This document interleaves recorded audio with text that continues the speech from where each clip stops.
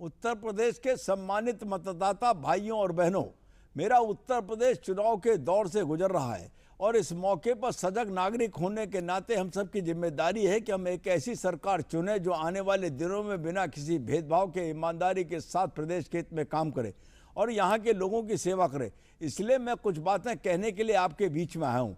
आप लोकतंत्र के इस महान पर्व में शामिल होइए, प्रदेश के हित में अपना वोट देने जरूर जाइए। प्रदेश में पिछली सपा सरकार पूर्ण बहुमत के साथ आई थी, लेकिन यह कहने में मुझे कोई संकोच नहीं है कि यह सरकार जनता के लिए धोखा साबित हुई थी। इस सरकार की सर्वाधिक महत्वपूर्ण उपलब्धि खराब कानून व्यवस्था और मुस्लिम तुष्टीकरण की पराकाष्ठा थी। सपा सरकार व उसकी प्राइवेट लिमिटेड कंपनी जंगल राज और गुंडा राज के पर्यायवाची के रूप में स्थापित थी। सपा के 5 वर्ष के शासन में 700 से अधिक सांप्रदायिक उन्माद की घटनाएं हुई, जिसमें बरेली, मुजफ्फरनगर और शामली जैसी भीषण त्रासदी शामिल थी। आपने माननीय योगी आदित्यनाथ जी को प्रदेश की बागडोर सौंपी थी। उनकी सरकार ने पिछले 5 वर्षों में प्रदेश में बिजली, पानी, मकान, राशन और शिक्षा एवं स्वास्थ्य जैसी मूलभूत सुविधाओं को मजबूत करने का कार्य किया है। 2017 के लोक कल्याण संकल्प पत्र के अंतर्गत हमने प्रदेश में चौमुखी विकास कर प्रदेश के हर वर्ग को विकास की मुख्य धारा से जोड़ने का प्रण लिया था। चाहे वह किसानों की कर्ज माफी हो, एमएसपी पर के अभूतपूर्व स्तर पर सरकार द्वारा फसलों की खरीद हो, 33 नए मेडिकल कॉलेजों का निर्माण हो, नए एक्सप्रेसवे व अंतर्राष्ट्रीय एयरपोर्टों का निर्माण हो, श्रमिक वर्गों को आर्थिक सहयोग हो या महिलाओं की सुरक्षा के लिए एंटी रोमियो स्क्वाड हो। भारतीय जनता पार्टी की सरकार ने जनता के सभी वर्गों के लिए जो कहा था उसे करके दिखाया है।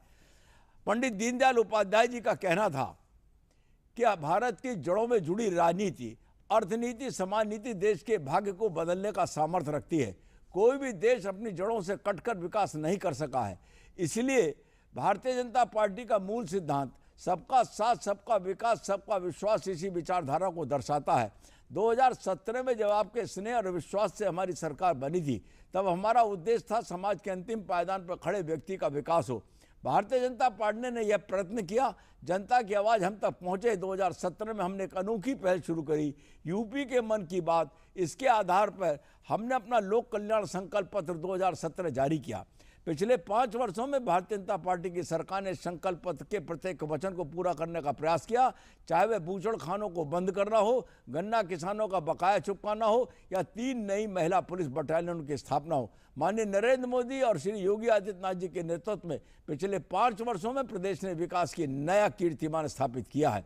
भारतीय जनता पार्टी अपने संकल्प पत्र के माध्यम से उत्तर प्रदेश में आने वाले 5 वर्षों के लिए अपने संकल्प को प्रदेश की 22 करोड़ से अधिक जनता के सामने प्रस्तुत करने के लिए मैं आपके सामने हूं।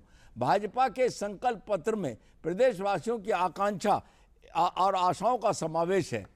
प्रदेश में उज्जवल भविष्य की रूपरेखा है। आज हमें यह संकल्प पत्र प्रदेश की जनता के सामने रखते हुए यह गर्व महसूस हो रहा है। यूपी नंबर 1, सुझाव आपका, संकल्प हमारा अभियान के माध्यम से हमने प्रदेश के सभी वर्गों और समाजों से व्यापक संवाद और विचार विमर्श करके उनकी आकांक्षाओं और सुझावों को सम्मिलित करने का कार्य किया है। अगले 5 वर्ष में हम सभी किसानों को सिंचाई के लिए मुफ्त बिजली उपलब्ध कराएंगे। हम 1000 करोड़ रुपए की भामाशाह भाव स्थिरता कोष बनाकर किसानों को आलू, टमाटर, प्याज जैसी सभी फसलों का न्यूनतम मूल्य सुनिश्चित करेंगे। हम 5000 करोड़ रुपए की लागत से गन्ना मिल नवीनीकरण और उसके अंतर्गत चीनी मिलों का नवीनीकरण, आधुनिकीकरण भी करेंगे। साथ ही स्थानीय मांग के अनुसार हम प्रदेश में नई सहकारी चीनी मिलें भी स्थापित करेंगे। हम अगले 5 वर्षों में सरकार द्वारा न्यूनतम समर्थन मूल्य पर गेहूं एवं धान की खरीद को और मजबूत करेंगे।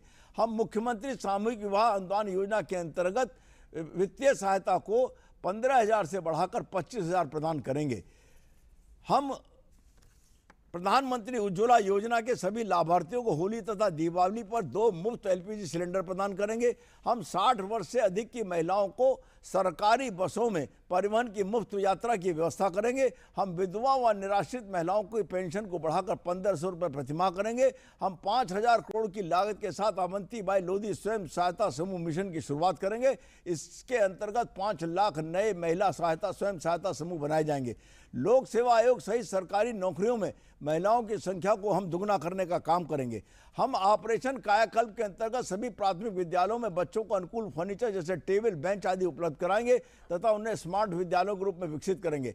हम माध्यमिक विद्यालय नवीकरण मिशन को शुरू करेंगे। इसके अंतर्गत प्रदेश के 30,000 माध्यमिक विद्यालयों के बुनियादी ढांचे का नवीनीकरण किया जाएगा। प्रत्येक महाविद्यालय में आधुनिक सुविधाओं से युक्त क्लासरूम की व्यवस्था करेंगे। STEM पाठ्यक्रम के अंतर्गत आने वाली प्रयोगशालाओं के नवीनीकरण की व्यवस्था करेंगे। वैज्ञानिक एवं तकनीकी पुस्तकों की उपलब्धता सुनिश्चित करेंगे।